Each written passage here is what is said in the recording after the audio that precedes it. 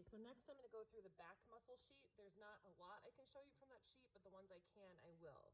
So going in order of the sheet, serratus posterior, both superior and inferior, will only be on pictures. Splenius capitis and splenius cervicis will only be on pictures.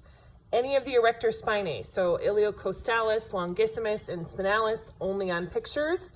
In the transversospinalis group, semispinalis will only be on pictures. Multifidus, I can show you two different places. So multifidus, we can show you as this muscle here. So this is the base of the multifidus muscle belly.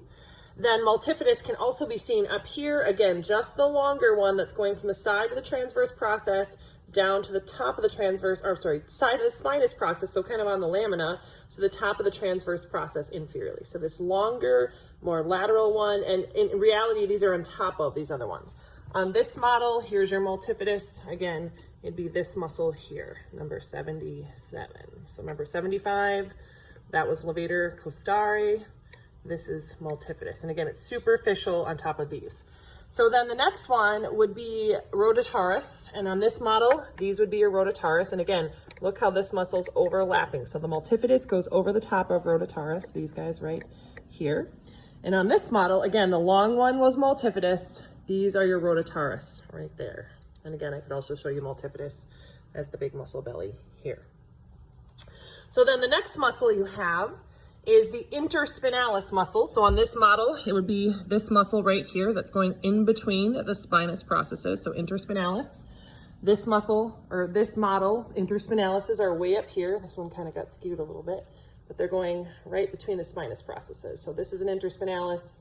If we could get that one to stay in position where it's supposed to be, that would also be an interspinalis. So they're way up top on this model. And then again, this would be rotatorus, or sorry, multifidus superficially. This would actually be your semispinalis. Sorry, I didn't think we had one. But the semispinalis look a lot like the multifidus, but they're up in the neck region. So this is interspinalis, this is semispinalis. Again, multifidus here, rotatorus here. They're shorter and they're a little bit more medial in terms of location. Next one you have then is the intertransversare. So you can see this muscle goes in between the transverse processes, thus intertransversare. On this model, the intertransversare are here, going in between the transverse processes. And then last but not least, you have the Quadratus Lumborum muscle, which is this flank muscle right here. So this guy right here, Quadratus Lumborum. On this model, you can see a little bit of it here. So notice this is latissimus dorsi that was superficial. This is your Quadratus Lumborum on either side of the lumbars. All right, so those are the muscles that I can show you in terms of back muscles.